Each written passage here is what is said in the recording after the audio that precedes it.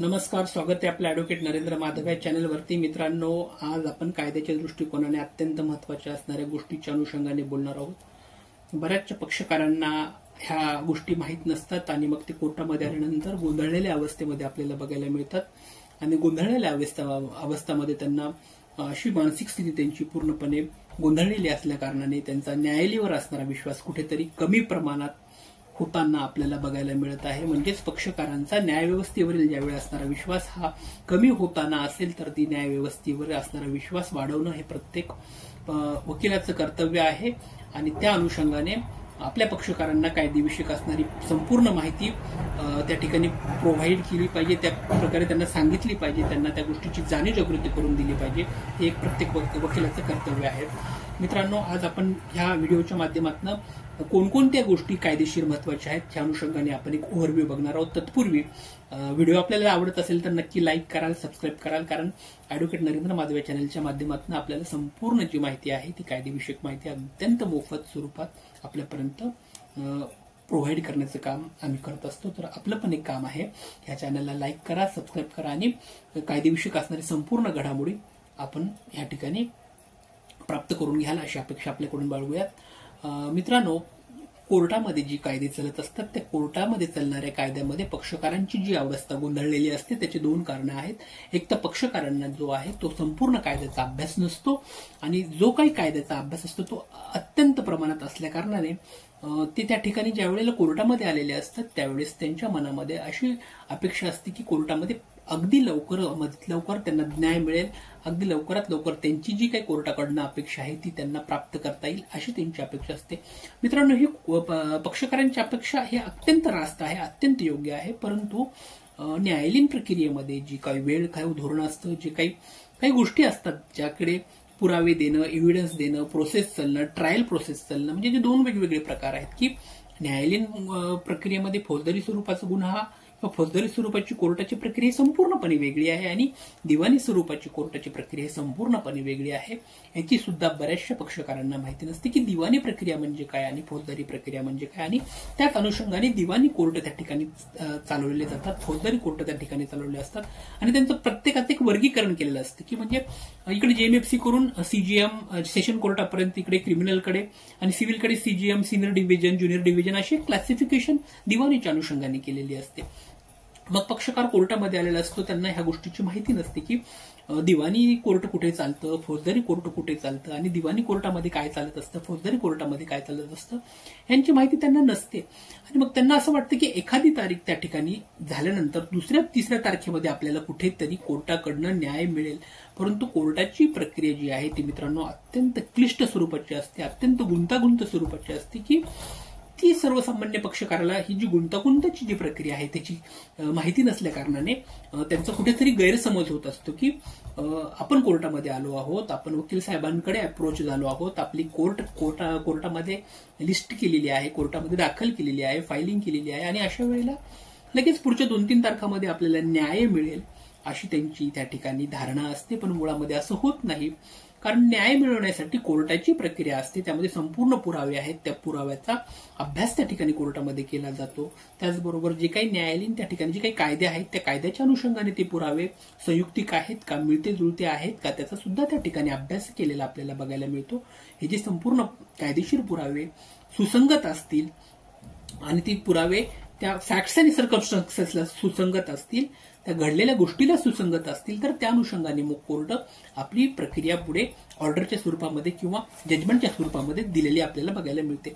परंतु मग हे सगळे जे पुरावे आहेत ते सुसंगत आहेत का, ते सुसंगत ठरवण्याचा अधिकार फक्त कोर्टाला आहे का, आणि मग कोर्ट त्या अनुषंगाने काय काय कामं करतं, कोणकोणत्या गोष्टी पुढे करतं हे सुद्धा पक्षकाराला माहीत नसतं. मग त्यामुळे ते मानसिकदृष्ट्या थोडेसे गोंधळलेले असतात. मग प्रत्येक वकील साहेबांचं एक काम आहे की त्यांच्या पक्षकारांना बऱ्याच प्रमाणामध्ये याची जाणीव-जागृती करून देणं.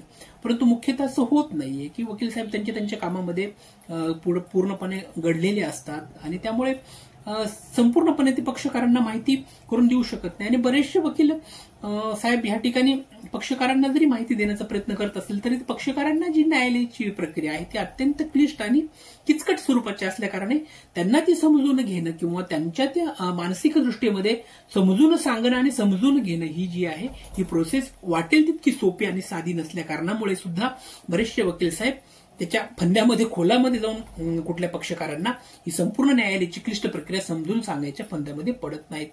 प्रत्येकाची काम करण्याची पद्धत ही वेगवेगळी असते आणि ती त्यांच्या त्यांच्या ठिकाणी अत्यंत योग्य आणि अत्यंत बरोबरच असते. परंतु जर पक्षकाराचा न्यायव्यवस्थेवरील जर विश्वास कुठेतरी उडत असेल तर हे चिंतनाचा विषय आहे. आणि एक वकील म्हणून प्रत्येक न्यायालयीन व्यवस्थेच्या वकिलांनी आणि न्यायालयात काम करणाऱ्या इतर न्यायालयीन कर्मचाऱ्यांनी सुद्धा आपण कोर्टाप्रती एक कर्तव्य आपलं लागतं की आपल्याला येणाऱ्या पक्षकारांना ह्यामध्ये बऱ्याच पद्धतीने आपण माहिती त्या ठिकाणी देणे किंवा त्या माहितीची जाणीवजागृती समाजापर्यंत करणे हे प्रत्येक पक्षकाराप्रती एक वकिलाचं कर्तव्य असतं, न्यायालयीन कर्मचाऱ्याचं कर्तव्य असतं.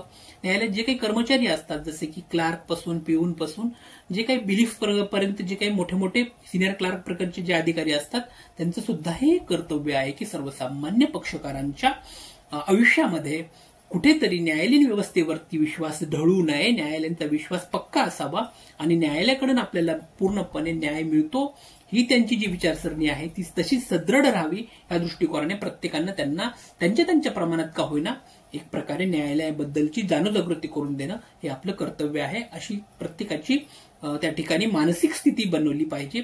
त्या दृष्टिकोनातून सुप्रीम कोर्टाने काही गाईडलाईन्स केलेले आहेत, हायकोर्टाने काही गाईडलाईन्स केलेले आहेत की सुप्रीम कोर्टांचा सुद्धा उद्देश हाच असतो की सर्वसामान्य माणसाच्या आयुष्यामध्ये कोर्टात घडणाऱ्या गोष्टीची माहिती व्हावी म्हणून सुप्रीम कोर्टाचं लाईव्ह स्ट्रीमिंग सुद्धा आता आपल्याला युट्यूबच्या माध्यमातून बघायला मिळतं.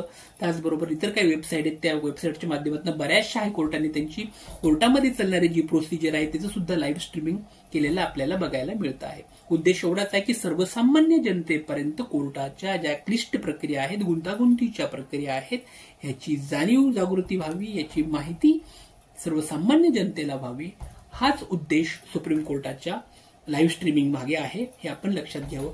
त्याचबरोबर जिल्हा विधी प्राधिकरण जे आहे ते जिल्हा विधी प्राधिकरण दर 1 ते 2 महिन्यामध्ये लोक अदालत घेत असतं. त्याचबरोबर लोक अदालतमध्ये जे काही दावे चालत असतात ते दावे लवकरात लवकर डिस्पोजल करणं, लवकरात लवकर त्या दाव्यांच्या अनुषंगाने निपटारा काढणं हा एक उद्देश त्या लोक अदालत मागे आहे. त्याचबरोबर सर्वसामान्य जनतेमध्ये कायद्याची माहिती व्हावी या अनुषंगाने गाव पातळीवर सुद्धा जिल्हा विधी प्राधिकरणाच्या अनुषंगाने कुठेतरी न्यायालयाची माहिती व्हावी, कायद्याची माहिती व्हावी म्हणून काहीतरी कॅम्प त्या ठिकाणी ऑर्गनाईज केले जातात.